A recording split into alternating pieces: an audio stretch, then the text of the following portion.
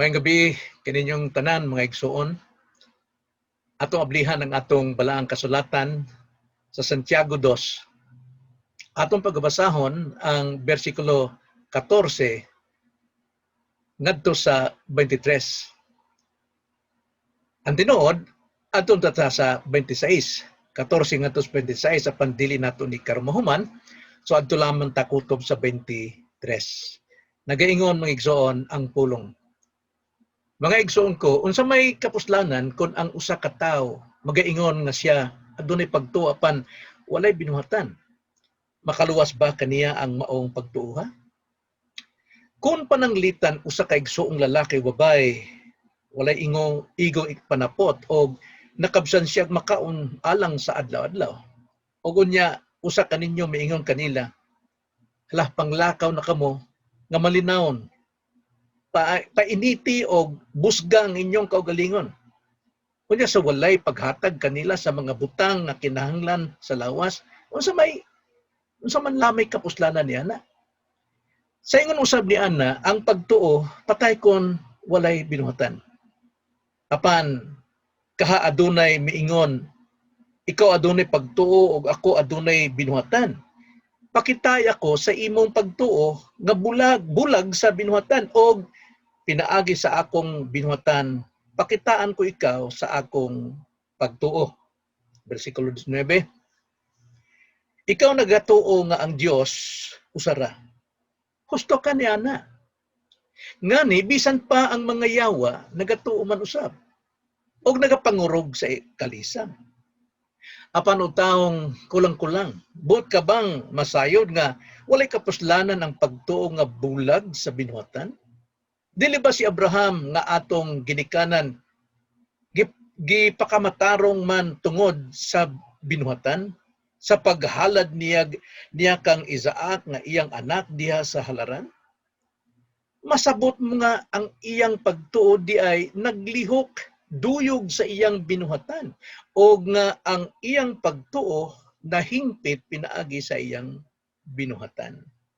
Og sa ingon ni ana natuman ang kasulatan nga nagaingon si Abraham mituo sa Dios og kini giisip kaniya nga maoy pagkamatarong og siya ginganlan nga higala sa Dios. Kung atong sabton ang buot ipasabot ni ining maong mga bersikuloha, nagpasabot kini sa usa ka lig-ong pagtuo. Usa ka lig-ong pagtuo nga nagbarug gyud diha sa igo gyung baruganan. So mo ni ato karong uluhan, lig-ong pagkabarog nga pagtuo. Usa ta ngadto sa mensahe maigsuon adto tas pagampo.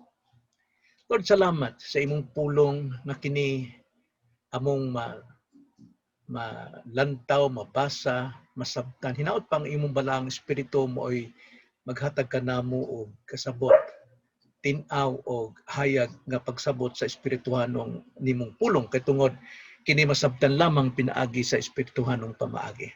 Salamat Lord mo kining among pagampo diha lamang sa ngalan sa Ginoong Hesukristo. Amen.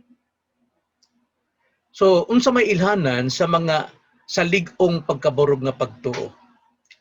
Nining bersikuloha nga atong gibasa mga igsoon, naghatag si Santiago sa pipila ka mga kinaiya sa pagtuo nga lig-ong nakabarog diha kang Kristo. Atong pagatan-awon ang upat niini. Upat niini nga mga kinaiya sa pagtuo nga lig-ong nakabarog diha kang Kristo.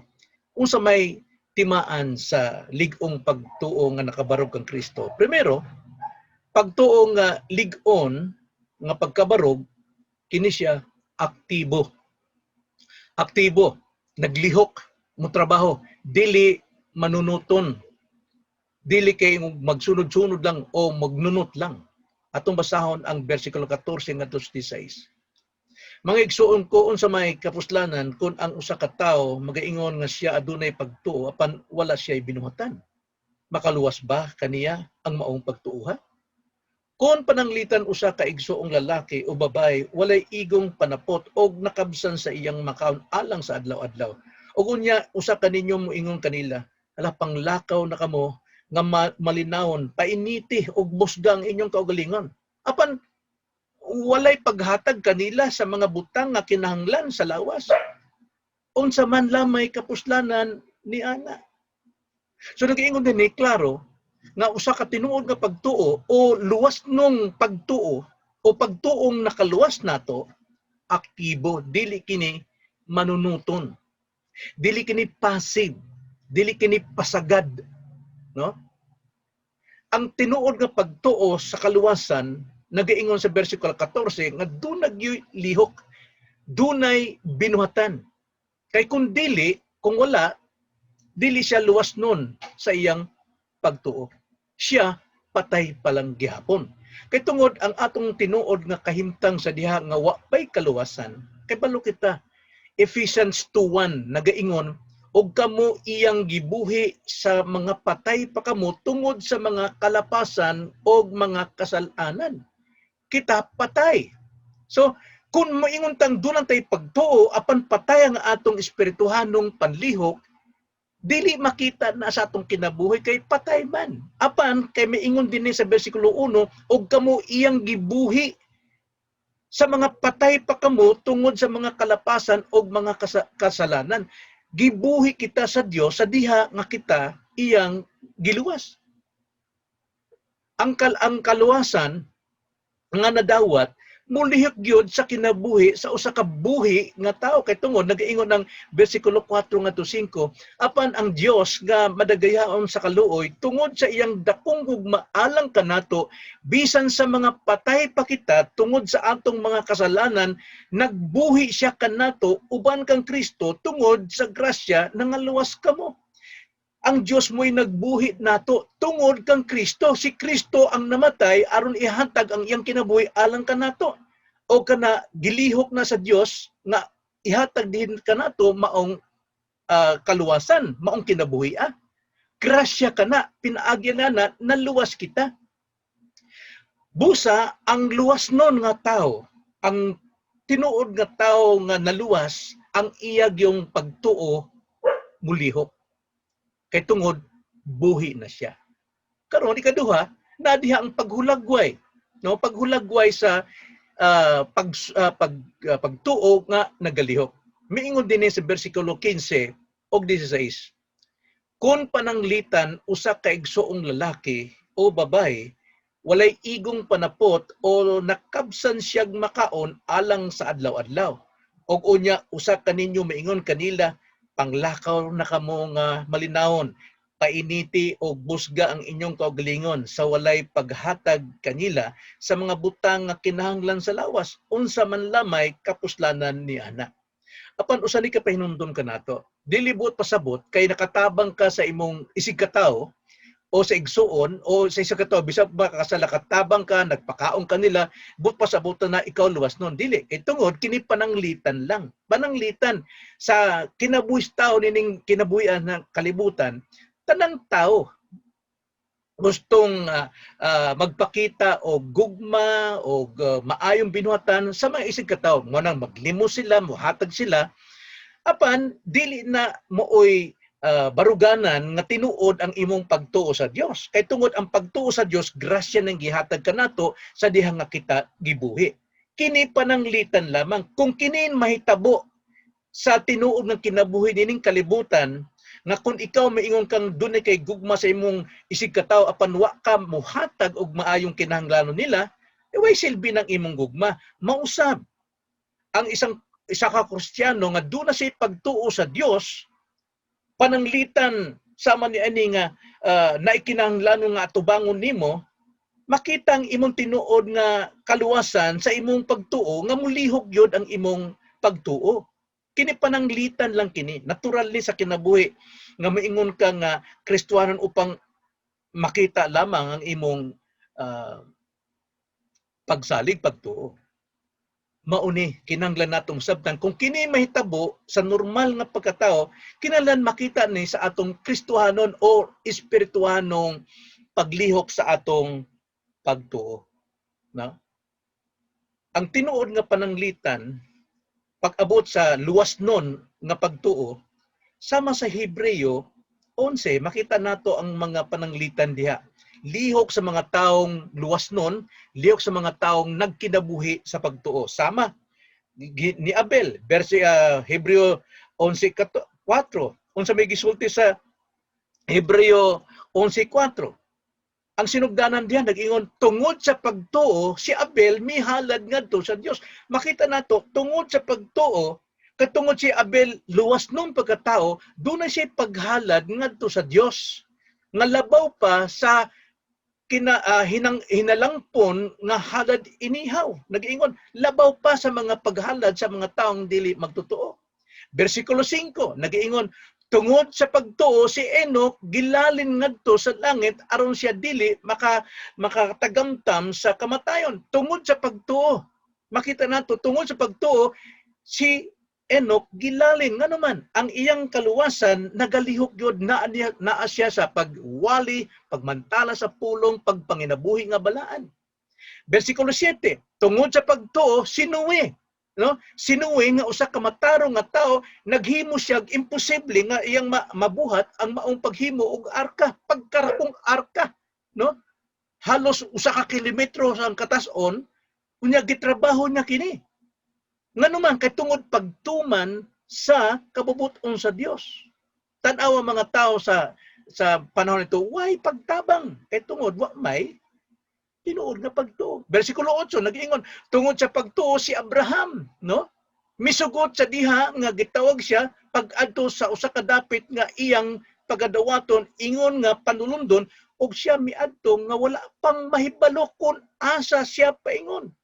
Kay tungod sa pagtuo misalig siya sa Dios mo nang gibuhat niya bisan pag wa pa siya makaadto ng lugar, giadto gyud siya. So silang mga naluwas nagapanlihok diha sa pagtuo, no? Sa ilang pagpanginabuhi, naagyod ang ilang pagtuo pagsalig sa Dios, sa ilang pagpangalagad sa Dios, naagyod makita ang ilang pagtuo, sa ilang pagsimba sa Dios, naagyod makita ang ilang pagtuo sa Dios, sa ilang pagpakabalaan, naglihok sa pagtuo. Kay tungod kung walay pagtuo sa pagkakabalaan o way pagkabalaan pinaagi sa pagtuo, wala gyud siguro nga kanang tawhana makakita sa naong sa Dios. Hebreo 12:14 nag-iingon panlimbasugi ang pakigdinaitay uban sa tanang tao og ang pagkabinalaan nga kun wala kini walay bisan kinsa nga makakita sa Ginoo, dili man ni mabuhat sa mga taong way luwas dong pagtuo sa Dios. So usa ang tinuod gyud ang pagtuo nga lig-ong nakabarog diha sa kang Kristo lihok nga kaluwasan, no? Kini aktibo og dili manunuton lamang. Ikaduha, pagtuo nga lig-ong pagkabarog niini kang Kristo, buhi dili patay. Versikulo 17 ngadto 18. Sa ingon usab ni ana ang pagtuo patay kun walay binuhatan. Apan kaha adunay moingon ikaw adunay pagtuo ug ako adunay binuhatan. Pakitay ako sa imong pagtuo nga bulag sa binuhatan og pinagi sa akong binuhatan pakitaan ko ikaw sa akong pagtuo. Tanang tawo nag-ingon duno ko'y pagtuo sa Dios. Bisan pag magkaunsa-unsa kalibutan ko no, na ako'y pagtuo, miila ko sa Ginoo. Apan miingon ang pulong nga ipakita sa imong binuhatan. So ang pagtuo kung walay binuhatan patay kini. Sumala sa bersikulo 17. Sa ingon usab ni ana ang pagtuo patay kung kini walay binuhatan. Sumala sa 18 apan kaha adunay miingon ikaw adunay pagtuo ug ako adunay binuhatan, pakitaya ko sa imong pagtuo nga bulag sa binuhatan og pinaagi sa akong binuhatan pakitaan ko ikaw sa akong pagtuo. Dunay mo angkon nga dunay pagtuo apan way binuhatan. Apan duna poy mo angkon nga siya'y may pagtuo nya makita gyud sa iyang binuhatan. Igo ra ba ang pagtuo? Luwas ka na? Kay tungod tang mga tao maingon nga mo tuo ko sa Dios. Apan unsa may ilang binuhatan? Binuhatan sama lang gyapon ning pananglitan ning kalibutan apan dili lang mabuhat ug unsay sugod sa Dios. Ug kanang pagtuuha sama sa 19 nag-ingon sa 19 ikaw nagatuo nga ang Dios usara. Husto ka ni ana. Basen nga ni ang yawa nagatuo man usab o nagapangurog sa kalisang. Labaw pa ang ilang pagtuo sa Dios kaysa nimo kay tungod kita ikaw wa kay kahadlok sa Dios. Wa kay batasan usay sa Dios apan ang yawa magkurog gyud sila. Labaw pang iyang pagtuo kana may sukdanan nga ikaw dunay kay pagtuo luwas ka na, oy si Satanas o ang yawa luwas usab. So pinaagi sa akong binuhatan, ipakita ko kanimo ang akong pagtuo. Kana pinulungan na og usa ka taong luwas nun. Nga wa siya magsalig sa iyang binuhatan, kundi iyang ipanginabuhi ang grasyang binuhatan nga gihatag sa Dios diha kaniya sa diha nga siya naluwas. Tanawa. Dili ba pagtuo maoy makadawat o sa grasya kaluwasan? Tinuod ka na. Atong basahon ang Efeso 2:8. Kay tungod sa grasya, kamo na nga luwas. Di sa kung tama luwas, grasya. Kinsa may ang grasya? Si Kristo. Unsa may gibot ni Kristo nga wa di nato nabuhat, ang iyang pag-angkon sa atong sala, ang iyang pagkamatay sa krus, ang iyang pagkabanaw. Kana mao ni nakaluwas nato. Giunsa man nato pagdawat sa pagluwas?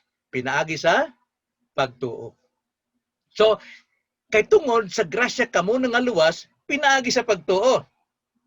Og kining pagtuo og kining kaluwasan na dili sa inyong kaugalingong kahimuan, kini hatag sa Dios. Tinuod gyud nga ang pagtuo maoy mudawat sa grasyang kaluwasan. Tinuod gyud na.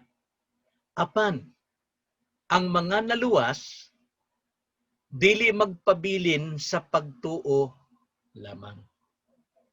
Tan-awang giingon sa John 3:36 gikan sa ngabil ni Kristo. Nagingon si Kristo, ang musalig sa anak dunay kinabuhi nga dayon.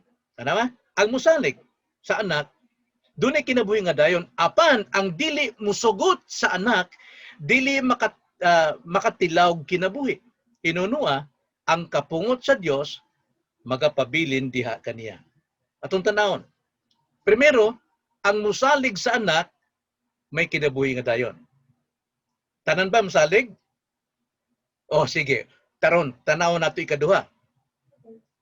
Apan ang dili mo sugot sa anak, unsa may buto sabot? Ang dili mo tuman. Ang dili mo obey sa anak, dili gyud makatilaw kinabuhi. So busa ang pagtuo, dili gyud magbuwag ang pag-obey sa anak, ang pagsunod sa anak. Hinunua, kadtong nagingon nagatuo apan way pagsunod sa anak, way pagsugot sa anak, ang kapungot sa Dios magapabilin kaniya. Tanawa, karon pila ka tawo ang nag-ingon dunay ko'y pagsalig sa Dios, apan tuwa sila sa hubog-hubog, tuwa didto sila mga nga sala, nga ginagmayng sala, wa sila pagtuman, adlaw sa Domingo, tuwa sila sa buwangan, tuwa sila sa hudyaka, bahakak, apan wa mo simba, kay tungod, kay baluko ang Dios. Kung saan man nato na. Wa sila paghigugma sa Dios, kay tungod, ang tinuod nga kaluwasan, naay gugma sa Dios, kay ang kaluwasan, gugma na sa Dios ka nato, John 3:16. Tungod sa gugma sa Dios, sa kalibutan, gihatag ang iyang bugtong anak aron kinsa katong mutuo kaniya makadawat og kinabuhing dayon og dili sila malaglag. Busa ang usa ka naluwas na gyud mo higugma gayod sa Dios. Musugot gayod sa anak. Tan-awa nato ang Juan 14. Magsugot sa anak. Nagaingon sa Juan 14:15. Nagaingon, kung nahigugma kamo kanako, mingon si Jesus, inyong pagatumanon ang ako mga sugo. Tanawa? Ang tinuod nga nahigugma kang Jesus, kinsa may mahigugma? Mga buhi na, dili ang mga patay, right? So, kung nahigugma kamo kanako, pagatumanon ninyo ang akong mga sugo. Abantita dito sa versikulo 21. ang nagabaton sa akong mga sugo og nagatuman niini kini siya mao ang nahigugma kanako. Og ang nahigugma kanako pagahigugmaon sa akong amahan og ako mahigugma kaniya og magapadayag sa akong kagalingon ngadto kaniya. Abante patas 23. Atong pagbasahon ang 23 mga igsoon. Unsay gisulti? Si Jesus mitubag kaniya, kung kinsa ang nahigugma kanako, iyang pagabantayan, tanawa, ang akong pulong. O ang akong amahan, mahigugma kaniya, o muanha kami kaniya, o anha kamo, mupuyo diha kaniya. Tanawa? So, klaro gyud kaayo, ang mga taong dunay pagtuo, nga makita sa ilang kinabuhi nga nagatuman, nagasunod-sunod kang Kristo, nagahigugma sa Dios, kanagyod siya ang iyang pagtuo nakabarug yung ligon diha kang Kristo. Dili patay, kundili buhi nga pagtuo. Unya ikatulo, pagtuo nga ligong nakabarug diha kang Kristo, mo resulta sa kasiguruhan sa kaluwasan. Mo resulta sa siguro sa kaluwasan. Adutas 21 ngadtos 23. Dili ba si Abraham nga atong ginikanan gipakamatarong tungod sa binuhatan? Sa paghalad niya kang Isaac nga iyang anak diha sa halaran?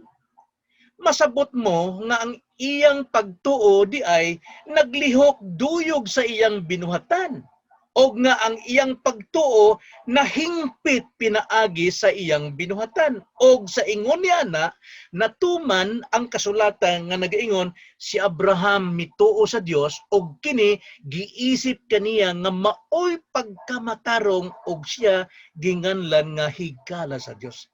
Dunay seguridad, assurance ang kaluwasan ni Abraham. Nganuman, tungod ang iyang pagtuo gyud, no? Ang iyang pagtuo nahingpit pinaagi sa iyang pagtuman sa kabubuton samahan.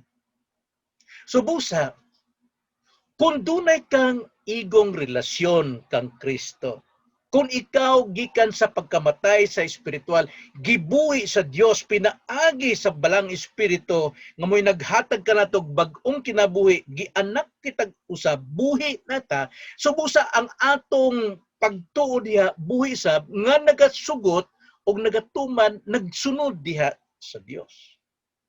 Nganuman, kay tungod nakailan nata sa tinuod nato nga manluluwas. Mo ni sinultihan ni Pablo. Ato ta sa gisulti ni Pablo 2 Timoteo 1:12. Naging si Pablo. Ug mao kana ang hinungdan ngano nga nagaantos ako karon sa ingon. Ang pag-antos ni Pablo sa iyang pagministeryo, sa iyang pagwali, kung dili ka Kristohanon, atas gyud ka, biya gyud ka, kay balong tag-unsay mga pasakit no na nahitabos kinabuhi ni Pablo. Apan ingon siya, nagaantos ako karon sa ingon. Nga naman, apan wala ko kini igakaulaw. Kay ako nakaila kaniya nga akong ginatuuhan og ako gisiguro gayod nga hangtod ni adtong adlaw siya arang makabantay sa butang nga gikapiyal kanako. Tanawa? Nagingon si Pablo, kaila siya sa iyang gituuhan. Kaila siya sa iyang gisaligan. Kaila gid siya. Sukad sa sinugdanan, no? Doon na siya pagsalig. Nga ang iyang security, ang iyang assurance, salvation, big on gayon. Kaya tungod doon na siya personal na relasyon sa anak ng Kristo. Kung saan pagkakuhag personal relationship with Christ, nagaingon ang John 1:12. Balik ta sa basic. Apan sa tanang midawat kaniya, sa tanang mituo sa iyang ngalan, unsa man, kanila naghatag siya kagahom sa pagkahimong mga anak sa Dios. Maingon og uban, tanawa. Hindawat man ko, hintuo man ko. So doon na nakoy kagahom nga anak sa Dios. Usa, atong humanon ang bersikulo. Nagiingon sa bersikulo, kanila, kinsa?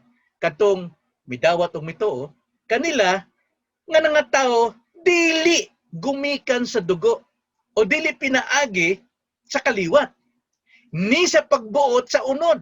Dili pod sa pagbuot sa unod o sa tawhunon na bana o babae ang iyang pagkatao. Ni sa pagbuot sa lalaki, kundili sa Dios.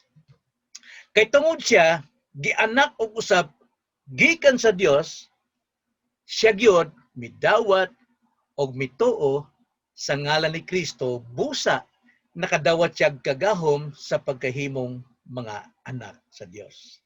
Mao na ang eksaktong pagbasa sa bersikulo Juan 1:12.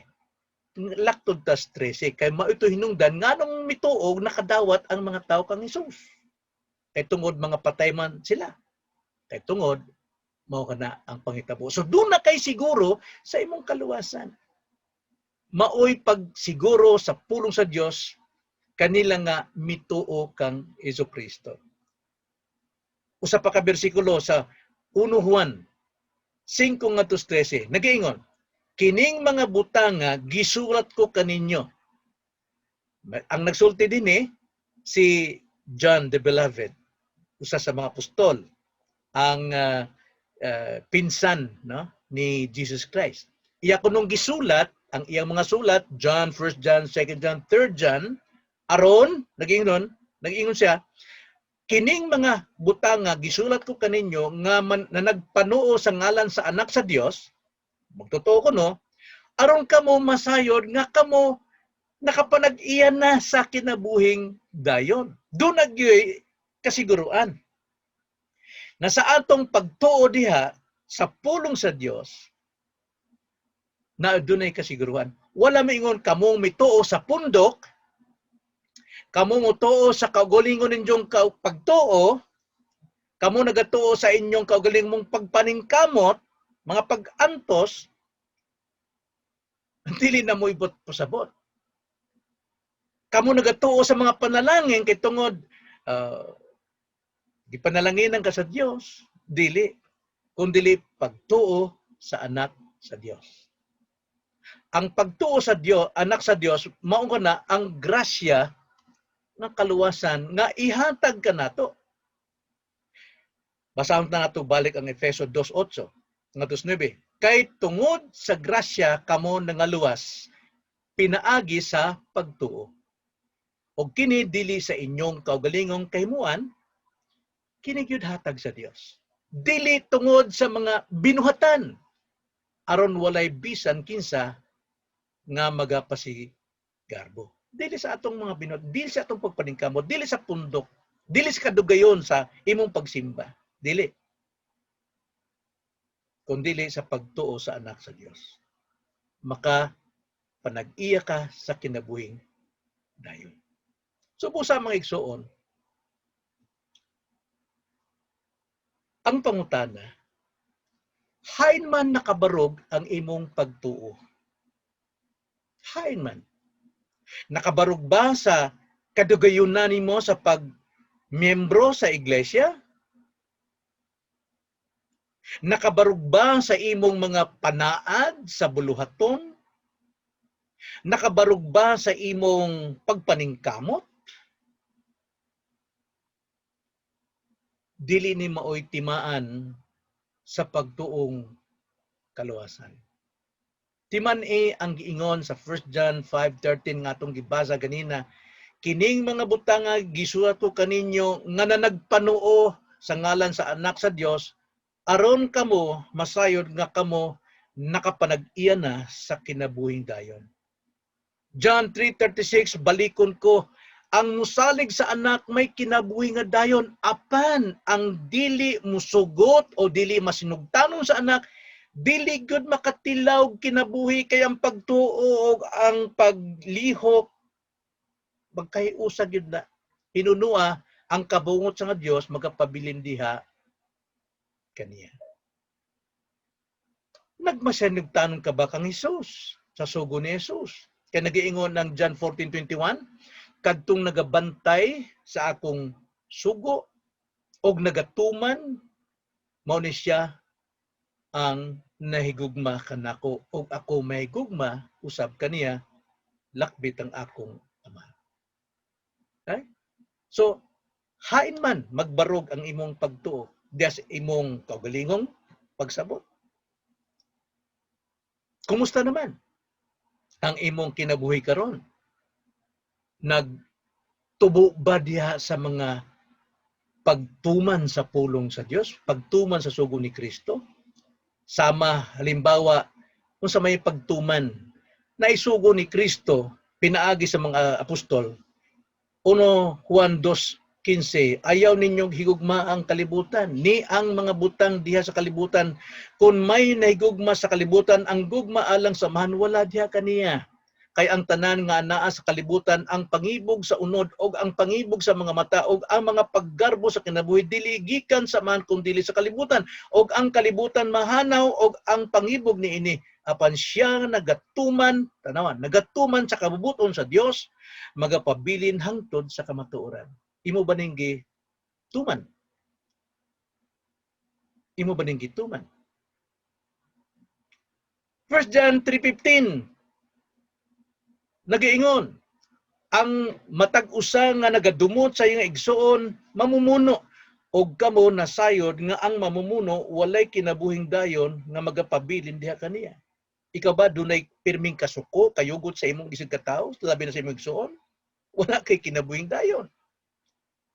Hebreo 12:14, panlimbasugi ang pagkipag dinaitay uban sa tanang tao, og ang pagkabinalaan nga kung wala kini walay bisan kinsa nga makita sa Ginoo. Kung walay pagkabinalaan sa imong kaugalingon, kung sa may patos pagkabalaan, ang pakipaghiusa, pagkipagdinaitay sa uban. Romas 12:10 nga 12, pag hinigugmaay kamo ang usa sa usa sa gugma nga inigsuon, pagpalabonay kamo sa pagtahod ang usa sa usa, ayaw kamo pagkulang sa kasibot, hinunua, magmainiton kamo diha sa espiritu, alagaran ninyo ang Ginoo, pagkalipay kamo diha sa inyong paglaom, pagpailob kamo sa panahon sa kagul-anan, lumahutay kamo sa pag-ampo ato baning nabuhat. Nagsugot bita, nagsunod bita nga maglahutay kita sa pag-ampo, doon natas paghigagmaay, magpailob kita. Nabuhat pa nato ni Migsoon. Kumusta naman ang imong attendance, ang imong pagsimba? Karon wa man tay pagsimba sa atong sa physical nga tigum, pero apan na tay pagsimba sa pinaagi niining live streaming. Nabuhat ba nato na? O panagsara kay wa kahigayon? Ang imong personal nga relasyon kang Kristo, Migsoon, mao'y makahatag kanimo maayong binuhatan. Kinahanglan doon na kay igong relasyon. Dili relasyon sa kadang pagtuman nato kung say mga balaod diha, kung say mga rules sa iglesia. Dili na. Kung dili kung sa may atong relasyon kang Kristo. Kay kung doon na tayo relasyon kang Kristo, ato yung mahimo ang atong mga bulaton sa iglesia. Ang relasyon nato kang Kristo may makahatag ka natog assurance of salvation. Sama sa ingon ni Pablo, I know whom I believe. Siya sigurado gyud sa iyang kaluwasan. So, igsuon, hinaot pa, nga itong nasabtan, hain man magbarog ang imong pagtuo. Kay tungod, ang ligong pagtuo, magabarog diha lamang kang Kristo. Magampo ta igsuon.